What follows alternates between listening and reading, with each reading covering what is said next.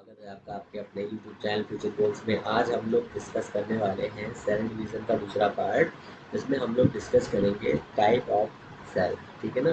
तो आपको बेसिक सा पहले वाला थोड़ा सा रिकैप करा देता हूँ, जिससे आपको समझने में आसानी रहे। और अगर आप चैनल को लाइक से सब्सक्राइब नहीं किया है तो प्लीज़ चैनल को सब्सक्राइब कर लें, बेल को ऑन कर लें। ओके। तो सेल डिवीज़न हम लोगों ने पढ़ा था, सेल डिवीज़न की खोज बचाओ ने करी थी। ये 4 पार्ट्स में होता है, G1S, G2, M फेज़ में। ठीक है। इसमें से 3 शुरुआत वाले जो दिए हुए हैं, G1S, G2 फेज़ जो होता है वो इंटरफेस कहलाते हैं, विरामावस्था कहलाता है। G1 फेज़ में आरएनए का प्रोटीन में संश्लेषण होता है। एस फेज़ में डीएनए का संश्लेषण होता है। G2 फेज़ में सेल डिवीज़न के लिए रेडी हो जाता है, बिल्कुल तैयार हो जाता है। और एम फेज़ में भी 2 टाइप होते हैं, जिसमें सेल का डिवीज़न पूर्णतः होता है, कितने भाग में कैसे क्या होता है ये। तो इसमें 2 पार्ट होते हैं, कैरियोकाइनेसिस और साइटोकाइनेसिस। ये आपको याद रखना है। ठीक है। इसमें कैरियोकाइनेसिस में 4 भाग होते हैं, जिसमें न्यूक्लियस का विभाजन होता है। साइटोकाइनेसिस में भी 1 भाग होता है, जिसमें साइटोप्लाज्म का विभाजन होता है। तो आज हम लोग पढ़ेंगे अपना टाइप ऑफ सेल। ठीक है ना। तो टाइप ऑफ सेल यहाँ से स्टार्ट करता हूँ। Type of cell. तो टाइप ऑफ सेल में आपको 3 टाइप पढ़ने हैं। पहले पढ़ना है सम सूत्री, असूत्री और अर्धसूत्री। सबसे पहले पढ़ना है आपको असूत्री। असूत्री जिसे इंग्लिश में कहते हैं अमीटोसिस। अमीटोसिस। ठीक है ना। आपको ये पढ़ना है। ठीक है। इससे पहले आपको ये पढ़ना है, फिर इसके आगे हम लोग दूसरा देखेंगे, फिर उसके आगे कुछ और देखेंगे।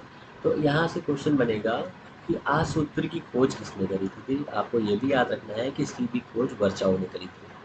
इसकी भी खोज किसने करी थी? वर्चाओ ने करी थी, आपको याद रखना है। और सेल डिवीजन की खोज भी वर्चाओ ने करी थी, आपको ये भी याद रखना है।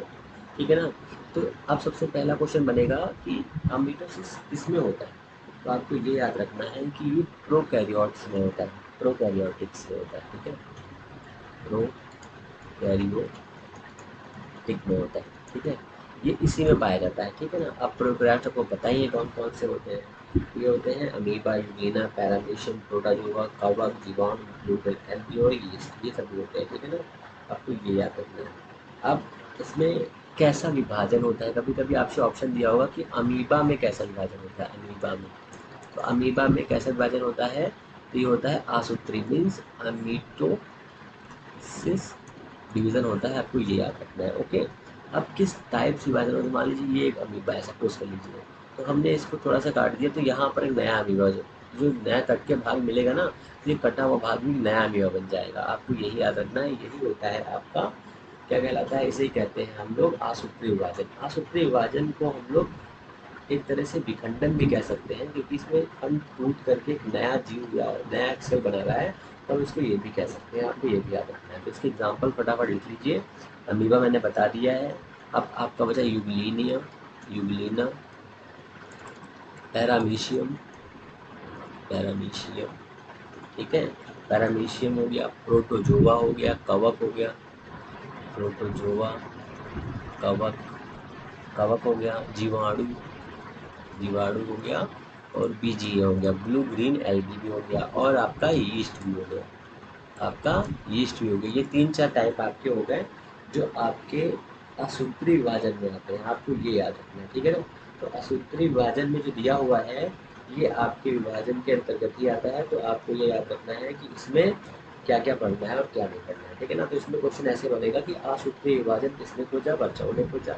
इसमें कौन कौन से जीव जंतु आते हैं? तो आपका आता है यूग्लिना, अमीबा, पैरामीशियम, प्रोटोजोआ आता है। ठीक है ना। आपको ये याद रखना है। और ये किस कैरियोटिक्स में होते हैं, यूकैरियोटिक प्रोकैरियोटिक्स में होते हैं। और इसमें यीस्ट भी इसका एक बहुत इम्पॉर्टेंट एग्जाम्पल है। तो एक और भी क्वेश्चन बन सकता है ये क्वेश्चन कि क्या असूत्री विभाजन विखंडन है? तो हाँ, असूत्री विभाजन विखंडन ही होता है। तो आपको एक चीज़ें याद रखनी है। ओके। अब हम लोग चलेंगे नेक्स्ट पे। नेक्स्ट का मतलब ये है कि जो नेक्स्ट वाला दिया हुआ है हमारा दूसरा वाला, वो है हमारा क्या? समसूत्री विभाजन। समसूत्री, समसूत्री। ठीक है ना। समसूत्री में इसे इंग्लिश में कहते हैं मीटोसिस। मीटोसिस। हाँ, एक चीज़ और याद रखिए, जो हमारा ये सूत्री होता है, इसमें जेनेटिक वेरिएंस नहीं दिखता है। ठीक है। जेनेटिक मतलब आनुवंशिक गुण जैसा पहले वाले का होगा वैसा ही उसका भी होगा, है ना। तो आपको ये भी याद रखना है। अब इसे मान लीजिए समसूत्री वाले में आ जाइए। तो समसूत्री वाला होता कैसे, जैसे मान लीजिए आपने पेड़ों को देखा है, पेड़ों को देखने पर आपने देखा होगा कि अगर ये मान लीजिए कोई पेड़ है, हम इसको यहाँ से कट करें तो यहाँ से नए नए किले नए जो कलियाँ होती हैं, किले होते हैं, वो आ जाते हैं ना, किले, तो वो हो जाते हैं, तो हम ये भी कह सकते हैं। और इसी क्रिया को हम कहते हैं कायिक प्रवर्धन। कायिक प्रवर्धन, इसे हम कहते हैं कायिक प्रवर्धन। तो इस क्रिया में कायिक प्रवर्धन होता है। और ये भी याद रखना है, जब कायिक परिवर्तन होगा तो जेनेटिक वेरिएंस होगा कि नहीं होगा, जेनेटिक वेरिएंस नहीं होगा, मतलब जेनेटिक वेरिएंस नहीं होगा। क्वेश्चन यहाँ बनेगा कि सम किस विभाजन में हमें जेनेटिक वेरिएंस दिखता है, ये आपसे पूछा जा सकता है। तो उसमें ऑप्शन मेरे तो रहेंगे, दो और रहेंगे, तो आपको सेलेक्ट कर लेना अपने हिसाब से। तो समसूत्री विभाजन किस टाइप का विभाजन होता है, कायिक होता है। ऐसे ऐसे ऐसे बोले तो कायिक प्रवर्धन के अकॉर्डिंग तो कायिक कोशिकाएं होती है, इसको ये भी याद रखिए, ठीक है ना, आपको ये भी याद रखना है। एक क्वेश्चन और बन सकता है, नंबर ऑफ क्रोमोसोम, मतलब जो क्रोमोसोम की संख्या है वो कैसे रहती है।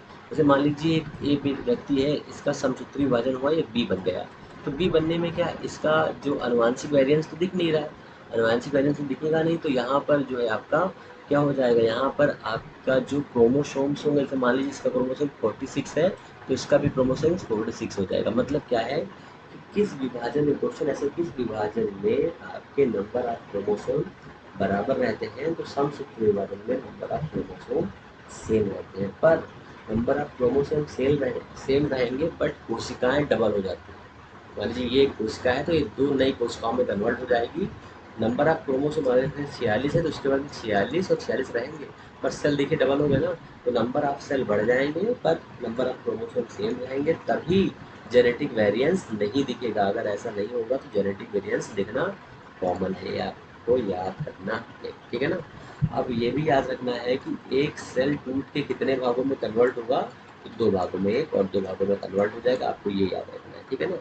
कुछ ऐसी ही इम्पोर्टेंट जो अच्छा नंबर ऑफ, अगर क्रोमोसोम बदलेंगे नहीं बदलेंगे, तो आपको यही चीज़ याद रखनी है। किसने इसकी भी खोज करी, तो इसकी भी खोज वर्चाऊ ने ही करी।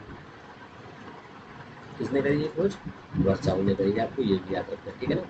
चलिए नेक्स्ट पे हम लोग चलते हैं, इसके आगे जो हमारा दिया हुआ है पार्ट वो कौन सा है, अर्धसूत्री विभाजन।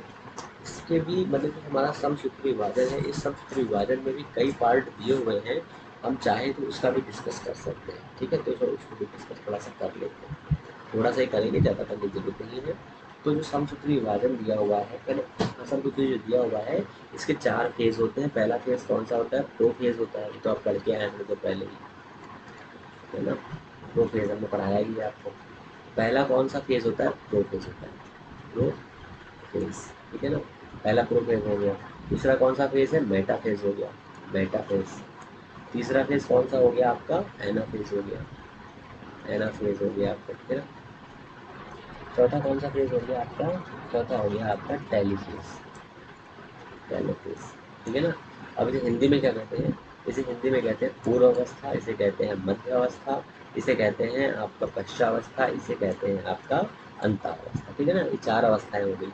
अब इनके चारों के वन बाय वन काम भी देख लीजिए, जब बीता हम लोगों ने देख लिया, तो काम भी देख लेते हैं, क्योंकि काम से हमारा क्या जाता है। तो पहला वाला जो प्रोफेस दिया हुआ है, जो हमारा सेल दिया हुआ है, ये सेल, ठीक है ना। इस सेल के अंदर होता है न्यूक्लियोप्लाज्म, ठीक है, ये होता है न्यूक्लियोप्लाज्म। तो ये न्यूक्लियोप्लाज्म क्या करता है, सिकुड़ के ये बना देता है क्रोमोसोम्स को, मतलब सिकुड़ जाता है, ऐसे से हो जाता है, मतलब फैल जाता है ये, ठीक है ना। तो ये फैल जाता है, क्रोमैटिक मतलब गुणसूत्र बना देता है, गुणसूत्र याद रखिए, ठीक है। जब सेल जब डिवीजन के लिए रेडी होता है तो गुणसूत्र बना देता है, मतलब क्रोमैटिक नेटवर्क बना देता है। और उसके बाद में ये क्रोमैटिक नेटवर्क ही कन्वर्ट हो जाता है क्रोमोसोम में, ठीक है ना। ये क्रोमोसोम बन गया इसका, इस सेल का क्रोमोसोम है, ये क्रोमोसोम है। यहाँ पर देखो न्यूक्लियस था, ठीक है, ये इसका क्रोमैटिक नेटवर्क बन गया, नेटवर्क, और ये किसमें कन्वर्ट हो गया, क्रोमोसोम में कन्वर्ट हो गया। ये पहले फेज की क्रिया है। दूसरे फेज में क्या होगा, ये वाला जो दिया हुआ है, ये दो भागों में टूट जाएगा, ऐसे हो जाएगा, दो क्रोमोसोम्स बन जाएंगे, ठीक है ना, ये आपको याद रखना है। और ये भी याद रखना है कि जब ये दो भागों में टूटेगा, तो समझ लीजिए दो भागों में टूटने के लिए प्रोसेस लंबी हो जाएगी, प्रोसेस लंबी हो जाएगी, सबसे लंबी अवस्था यही होती है। आपको ये क्वेश्चन मिल जाएगा कि समसूत्री विभाजन की सबसे लंबी अवस्था कौन सी होती है, तो मेटाफेज होती है, आपको ये याद रखना है, ठीक है ना। फिर नंबर 3 में आ जाइए, नंबर 3 में क्या हो जाएगा, इस जो ये हमारा क्रोमोसोम्स बन गए हैं, इस क्रोमोसोम्स के जैसे दो हम करेंगे ना, इस क्रोमोसोम्स के अंदर क्या बन जाएगा, ये बन जाएगा, मतलब इनके खुद के न्यूक्लियस बन जाएंगे। ठीक है ना, देखिए अभी यहाँ पर क्या था, क्रोमोसोम्स थे, क्रोमोसोम्स, ठीक है ना। अब यहाँ पर क्या बन गया है, न्यूक्लियस बन गया है। ठीक है ना। और जो चौथा वाला फेज दिया हुआ है, इस चौथे वाले फेज में क्या हो जाएगा, इस चौथे वाले फेज में ये टूट के अलग हो जाएगा, मतलब ऐसा हो जाएगा, ये ऐसा हो जाएगा, यही क्रिया आपकी कंप्लीट हो जाएगी ना, आपको ये याद रखना है। तो इसमें कैसे क्या समझना है, तो क्वेश्चन कैसे क्या बनेगा, तो समसूत्री विभाजन में कौन सी अवस्था सबसे लंबी होती है, मेटाफेज होती है। किस अवस्था में न्यूक्लियस सिकुड़ करके क्रोमैटिन नेटवर्क बना देता है, मतलब सूत्र की रचना बना देता है, वो कौन सा फेज होता है, प्रोफेज होता है, पूर्व अवस्था होती है। किस फेज में दोनों कोशिकाएं अलग हो जाती है, तो आपको याद रखना है टेलीफेज में। और इस टेलीफेज में ही साइटोप्लाज्मा का भी ट्रांसफर हो जाता है, ये भी आपको याद रखना है। ठीक है, साइटोप्लाज्मा का भी डिस्टर्बेंस हो जाता है, मतलब अलग हो जाता है। ठीक है, न्यू दो सेल इसको बन जाते हैं आखिरी वाले में। अच्छा, न्यूक्लियस का निर्माण किस फेज में होता है, तो न्यूक्लियस का निर्माण किस फेज में आ रहा है, एनाफेज में न्यूक्लियस का। ठीक है ना, आपको ये याद रखना है। और भी पूछ सकता है, न्यूक्लियोलस मतलब न्यूक्लियोलस, न्यूक्लियोलस न्यूक्लियस किस में बनता है, एनाफेज में बन जाता है। आपको सिर्फ और सिर्फ इतना ही याद करना है। ठीक है ना। अच्छा ठीक है, अब आगे चलिए हम लोग देखते हैं क्या, आगे हमारा एक बचा हुआ है मियोसिस। हमारा क्या बचा है, मियोसिस, मियोसिस। अब जो मियोसिस हमारा बचा हुआ है, इस मियोसिस को कहते हैं हम लोग अर्धसूत्री विभाजन। इस अर्धसूत्री विभाजन में क्या होता है, एक कोशिका दो में, दो चार में, चार छः में ऐसे कन्वर्ट होती है। इसमें भी चार फेज होते हैं, इसमें भी चार फेज होते हैं, वही जो पहले हमने पढ़ाए हैं वही फेज। कौन कौन से फेज होते हैं, पहला प्रो फेज हो गया, दूसरा मेटा फेज हो गया, तीसरा एना फेज हो गया, चौथा टेलो हो गया। तो आपको याद कैसे करना है, तो पी एम ए टी याद रखना है। P M A T M होता है वैसे तो, है ना, ए टी एम, पर आपको ऐसे नहीं याद रखना, आपको याद रखना है P M A T, P M A T. ठीक है ना, पी एम ए एम, जैसे ना P M A M, P M A M देखो हो गया, फिर T time, P M A M time, ऐसे आपको याद रखना है। चार फेज होते हैं। Number of cell, number of cell कैसे कन्वर्ट होते हैं, तो एन इंटू फोर में कन्वर्ट होते हैं। मान लीजिए एक सेल है, एक सेल दो में टूटेगी, फिर दो में दो टूटेंगी, ऐसे ये सेल बढ़ती जाएगी। समझ गया ना बात को, ये आपका अर्धसूत्री विभाजन होता है। अब इसमें एक मोस्ट इम्पॉर्टेंट क्वेश्चन क्या है, इसमें जेनेटिक वेरिएंस दिखता है, जेनेटिक वेरिएंस दिखाई देता है। सबसे इम्पोर्टेंट क्वेश्चन यही है। तो तीनों में से क्वेश्चन क्या फंस सकता है, अर्धसूत्री विभाजन की खोज किसने करी, तो खोज करी थी भैया किसने, बताइए, वर्चाओ ने। ठीक है, सभी प्रकार के डिवीजन की खोज वर्चाओ ने करी थी। ठीक है ना। और इस विभाजन में कितने फेज होते हैं, चार फेज होते हैं। कितनी कोशिकाएं बढ़ती है, चार गुना बढ़ती है, एक की दो, दो की चार, चार की छः, ऐसे बढ़ जाती है ना। और अब इसमें से आई थिंक सेल डिवीजन में से आपके सारे कॉन्सेप्ट क्लियर हो गए होंगे। मेरे हिसाब से इसके बाहर आपसे कुछ भी नहीं पूछा जाएगा। ठीक है, अगर चीज़ें आपको पसंद आई तो चैनल को लाइक शेयर सब्सक्राइब जरूर करें।